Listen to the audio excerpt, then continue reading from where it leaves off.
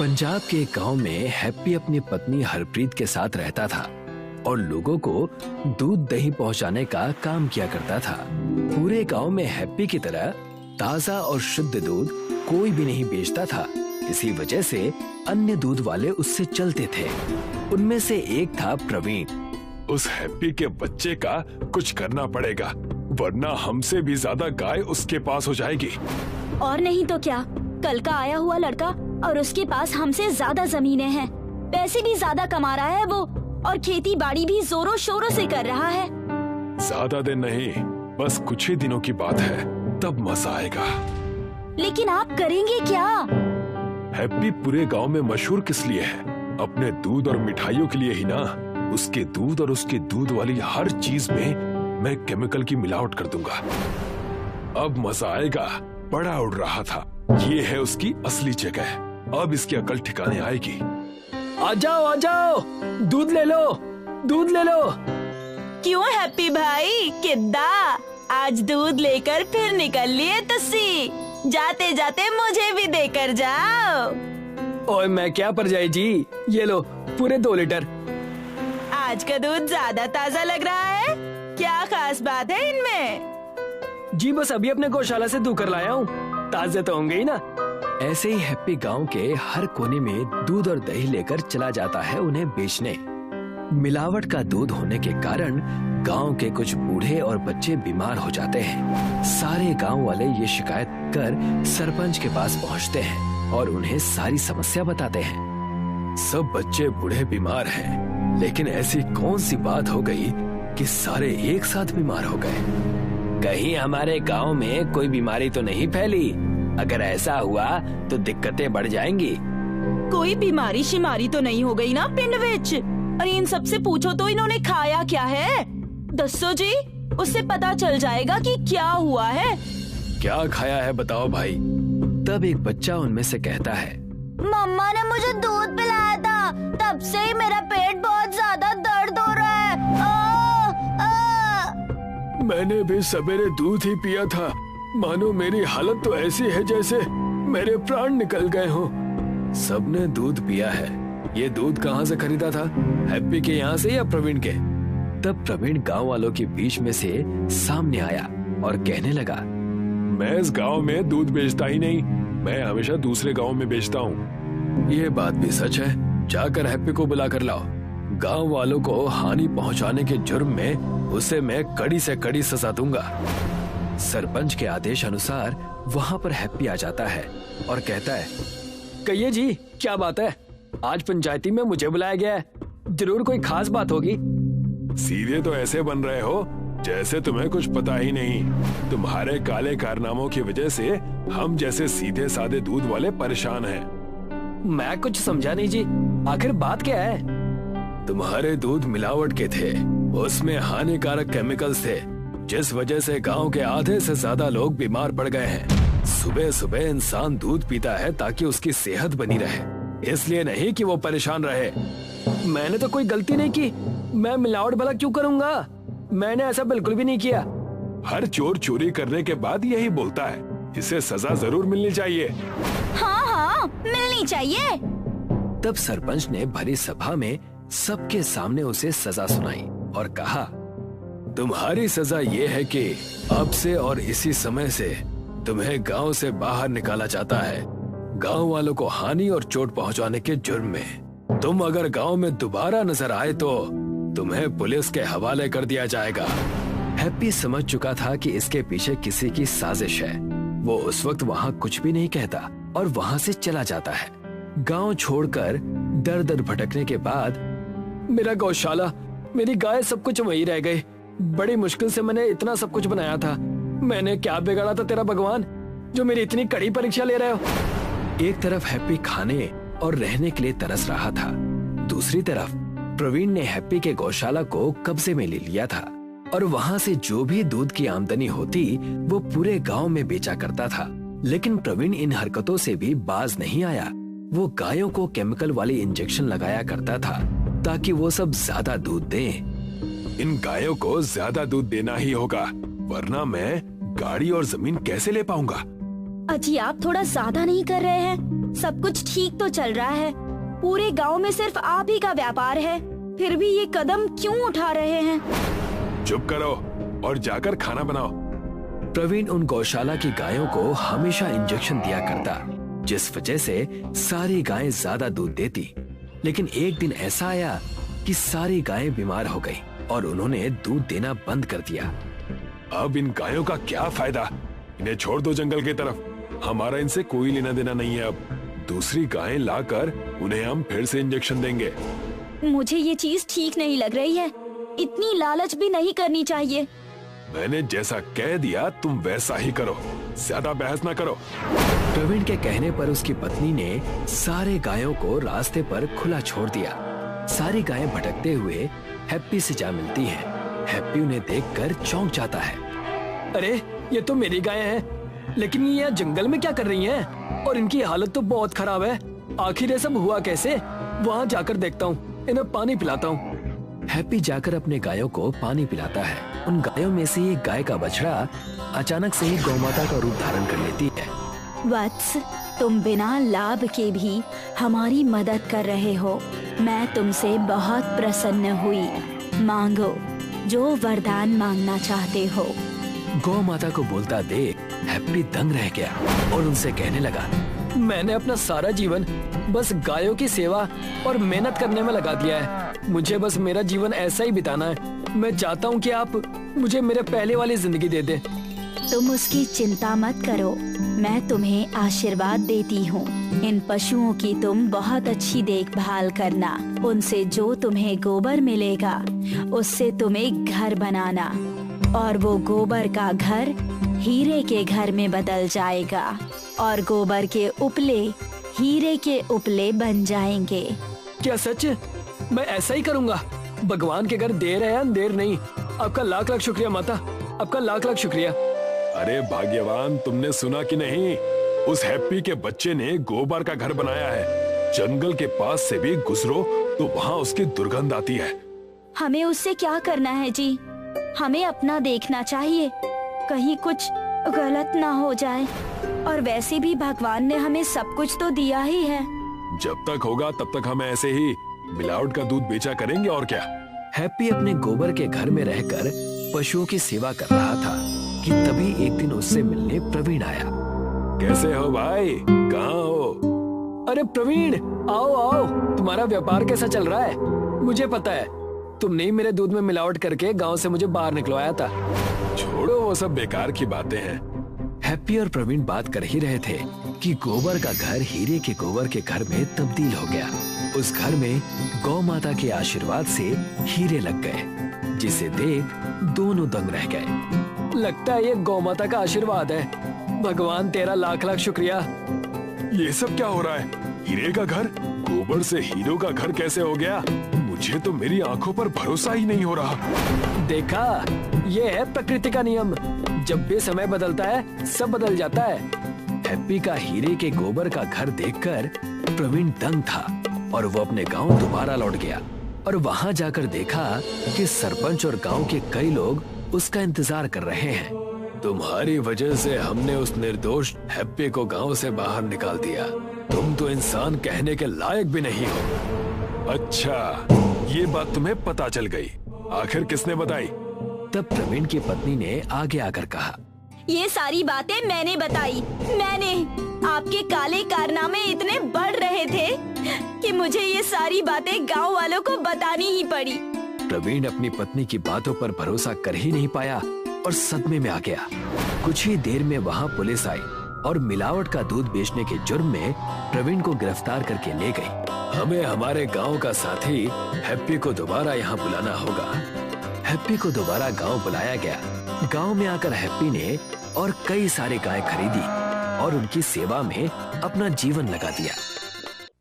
भूषण का परिवार एक बहुत ही गरीब परिवार था। वो लोग गांव भर का गोबर जमा करके गोबर के उपले बनाया करते थे। ये लो भाग्यवान, आज का गोबर। वहीं रख दीजिए, मैं आती हूँ। और संजय अब तक लौटा नहीं। कहाँ गया है? वो लाला जी के तबेले में गया है गोबर लेने। आ जाएगा, आ जाएगा। हाँ, पर काफी समय हो गया। टेबल में टीवी देखते बैठा होगा कमबख्त। पता नहीं ये टीवी की क्या बुरी लत लग गई है उसे। हाँ, उस दिन भी वो बहुत लेट आया था और जब मैंने उससे पूछा, बोल रहा था टीवी पर खबरें देख रहा है। हाँ, पता नहीं इन खबरों से इसे क्या मिलने वाला है। तभी संजय घर लौट आया। ये लो अम्मा, तुम्हारा गोबर। आज कहाँ रह गया था? और कहाँ, वही टेबल में टीवी पर खबरें सुन रहा था। उससे तेरा कौन सा भला होने वाला है? माँ, खबरें सुनने से ये पता चलता है कि दुनिया में क्या हो रहा है। तो क्या, जानकारी रखना हमेशा अच्छी बात होती है। यही सोचकर तेरे पिताजी ने तुझे 7वीं कक्षा तक पढ़ाया था, पर क्या फायदा हुआ तेरी पढ़ाई का? काम तो तू वही करेगा जो हम करते थे। अब अम्मा, मुझे बेहतर काम मिलेगा तो मैं कर ही लूँगा। इसी उम्मीद में जी रहे हैं हम कि एक दिन तू बहुत अच्छा काम करेगा, बहुत पैसे कमाएगा और गांव वाले तेरी वाह वाह करेंगे। ये सब जरूर होगा अम्मा। अब मुझे बहुत भूख लगी है, रोटी खिला दे। हाँ हाँ, चल हाथ धो ले। वैसे तो भूषण का परिवार गरीब था, पर वो लोग बहुत खुश थे क्योंकि वो संतुष्ट थे। अम्मा, एक दिन मैं तेरे लिए बनारसी साड़ी खरीदूंगा। बड़ा आया बनारसी साड़ी खरीदने वाला। यहाँ तुझे तेरे लिए नई कमीज नहीं खरीदी जा रही और मेरे लिए साड़ी खरीदेगा। अम्मा, तुम देख लेना, मैं सब कुछ जरूर करूँगा। हाँ, बिल्कुल करोगे, आखिर मेरे बेटे हो। फिर एक दिन की बात है, संजय लाला जी के तबेले में टीवी पर खबरें देख रहा था। हमारे राज्य में एक नई कंपनी उभर रही है, गोबर गैस प्लांट बनाने वाली कंपनी। इस कंपनी की मशीन से आप गोबर से नेचुरल गैस बना सकते हो और इस नेचुरल गैस से बिजली उत्पन्न हो सकती है। इस कंपनी का उद्देश्य है कि गांव-गांव उज्जवल हो। अरे वाह, गोबर की बिजली, ये तो पहली बार सुना है। संजय रास्ते भर सोचता रहा। अगर हम लोग गोबर से बिजली बनाएं तो बहुत जल्दी हम लोग बहुत ज्यादा पैसे कमा लेंगे। हमारा मुनाफा ही मुनाफा होगा। पर माँ बाबा को ये सब समझाऊं कैसे? लेकिन समझाना तो पड़ेगा ही। संजय अपने घर पहुँचा। अम्मा, बाबा, मुझे बहुत बड़ी बात पता चली है। वो क्या? वो ये कि हम गोबर से बिजली बना सकते हैं। अरे कुछ भी। सच में बाबा, शहर में एक ऐसी कंपनी है जो ऐसी मशीन बेच रही है जिससे गोबर से बिजली बनती है। वो लोग उल्लू बना रहे होंगे। नहीं माँ, ये विज्ञान है और इस मशीन को खरीदने के लिए सरकार भी लोन दे रही है, क्योंकि सरकार का उद्देश्य है कि गांव-गांव उज्जवल हो। वो सब ठीक है, पर इससे हमें क्या? बाबा, हम इस गोबर की बिजली बनाकर गांव वालों को बेचेंगे और बहुत सारे पैसे कमाएंगे। क्या सच में ऐसा हो सकता है? हाँ माँ, बिल्कुल।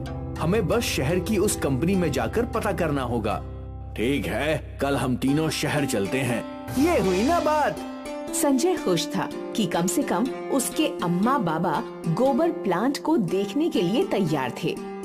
अगले दिन वो लोग एक कंपनी में पहुँचे, जहाँ एक सेल्समैन ने उन लोगों को सारी तकनीक अच्छे से बताई।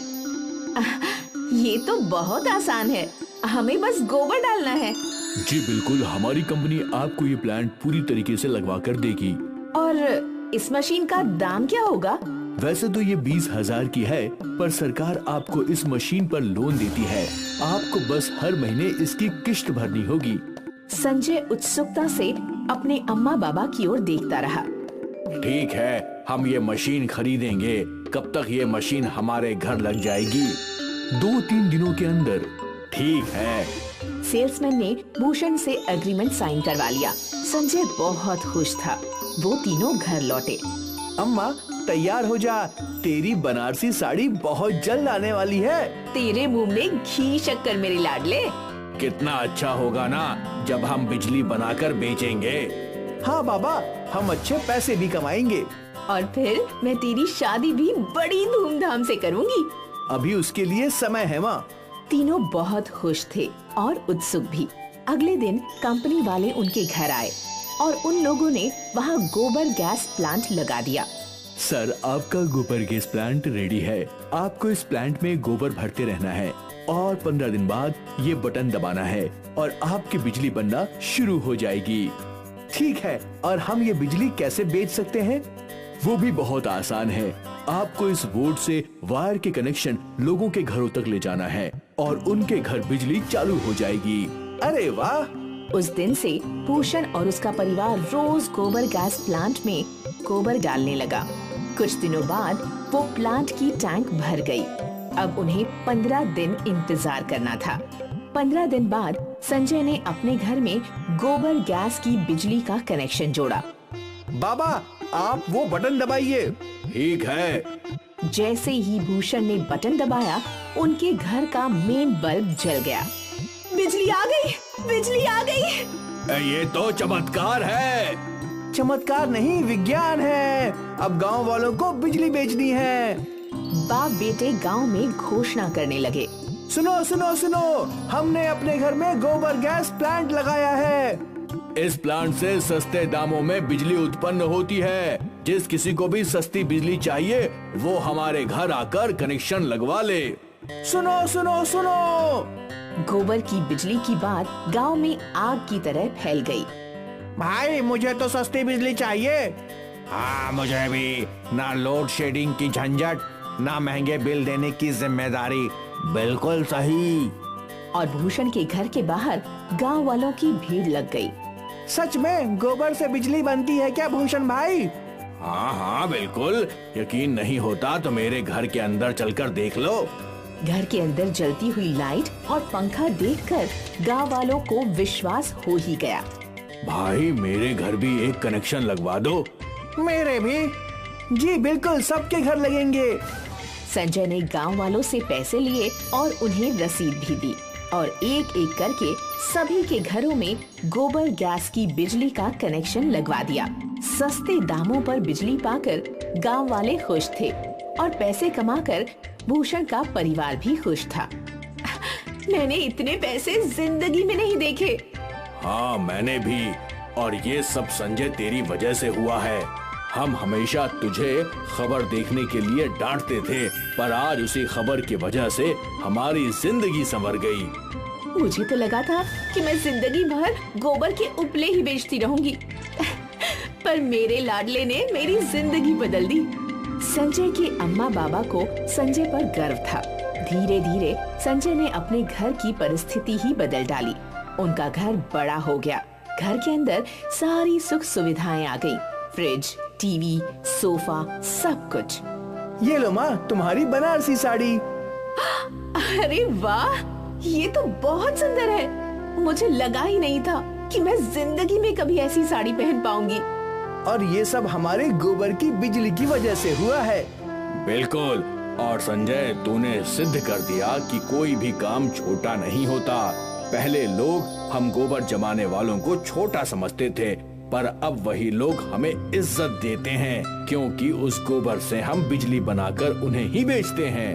मुझे तुझ पर गर्व है बेटा। संजय के बाबा ने उसे गले लगा लिया। अब वो गर्व से गांव में घूमते थे। एक दिन किशन अपने घर स्मार्ट टीवी खरीद कर लाता है। गांव में किसी के घर भी स्मार्ट टीवी नहीं था। किशन मिठाई लेकर अपने पड़ोसी भानु के घर पहुंचता है। लीजिए भानु भैया, मिठाई खाइए। किस बात की मिठाई है? आज मैं स्मार्ट टीवी खरीद कर लाया हूँ। Smart TV? ये कैसी टीवी होती है? ये स्मार्टफोन की तरह काम करती है। भानु किशन से बहुत जलता था। किशन जब चला जाता है तो भानु अपनी पत्नी से कहता है, इनकी काली तो कामधेनु बन गई है। उसके दूध और गोबर से ये अमीर हुआ जा रहा है। एक ससुरी हमारी भैंस है। पूरे दिन में मात्र 2 लीटर दूध देती है और कतई पतला गोबर करती है। और जब भी इन दोनों के घर कोई भी नई चीज आती है तो हमें मिठाई खिलाने जरूर आते हैं जलाने के लिए। कैसा रहेगा अगर हम इनकी भैंस चुराकर अपने घर ले आएं? क्या पागलों वाली बातें कर रही हो? अरे तुम बुद्धू हो। भैंस को यहाँ ले आना, उस पर कत्थई रंग का पेंट कर देना और गांव वालों से कह देना कि बाजार से नई भैंस खरीद कर लाए हैं। बात तो तुमने ठीक कही। रात में जब किशन और शारदा सो जाते हैं तो भानु चुपके से उनके घर में घुस जाता है। वो काली के मुंह पर रस्सी बांध देता है और काली को खोलकर अपने घर में ले आता है। घर आकर वो काली पर ब्राउन पेंट कर देता है और सो जाता है। अगले दिन जब किशन और शारदा सोकर उठते हैं तो वो देखते हैं कि काली गायब है। हे भगवान, ये काली कहाँ चली गई?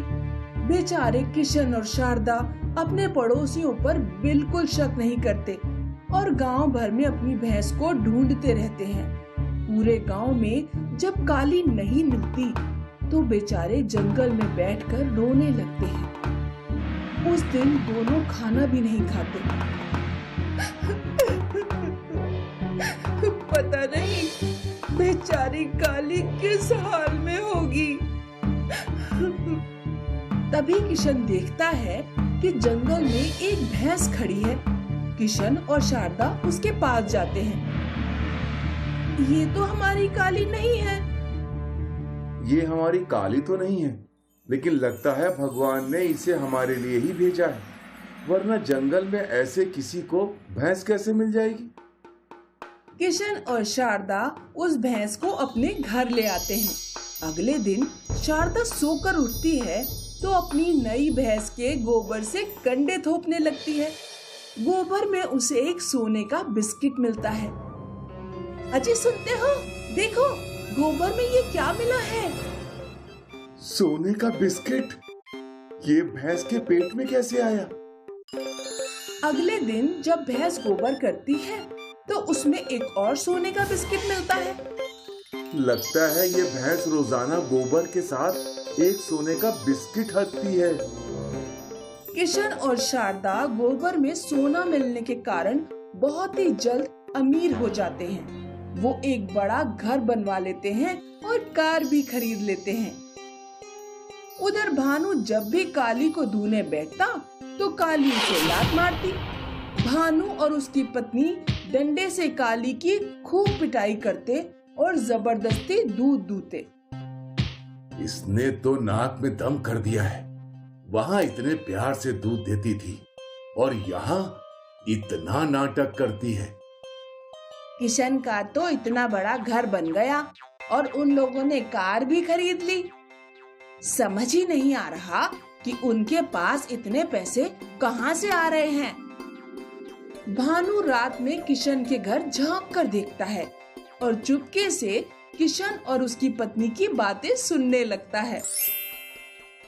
आज हम जो भी हैं अपनी इस भैंस की वजह से। अगर ये रोज एक सोने का बिस्किट अपने गोबर में ना देती तो हम कभी अमीर ना हो पाते। अच्छा, लगता है इनकी नई भैंस के पेट में ढेर सारे सोने के बिस्किट हैं। किशन और उसकी पत्नी जब सो जाते हैं तो भानु रात में उनके घर में घुस जाता है और उस नई भैंस को भी खोलकर अपने घर ले आता है। भानु सोना पाने के लालच में भैंस का पेट चीर डालता है। भैंस के पेट में सोना नहीं पाता और भैंस मर जाती है। जल्दी से इसे फेंक कर आइए वरना हम पकड़े जाएंगे। लेकिन गांव का चौकीदार उसे रोक लेता है। अरे ये तो किशन भैया की नई वाली भैंस है, तुमने उसको मार डाला। चौकीदार भानु को पकड़कर किशन के पास ले जाता है। भानु, तुमसे तो ये उम्मीद नहीं थी। हम तुम्हें कितना अच्छा समझते थे। कहीं हमारी काली को भी तुम्ही ने तो नहीं चुराया? मुझे माफ कर दो, आपकी काली को भी मैंने ही चुराया था। गांव में पंचायत बुलाई जाती है। पंचायत भानु और उसकी पत्नी को गांव से बाहर निकालने का फैसला सुनाती है।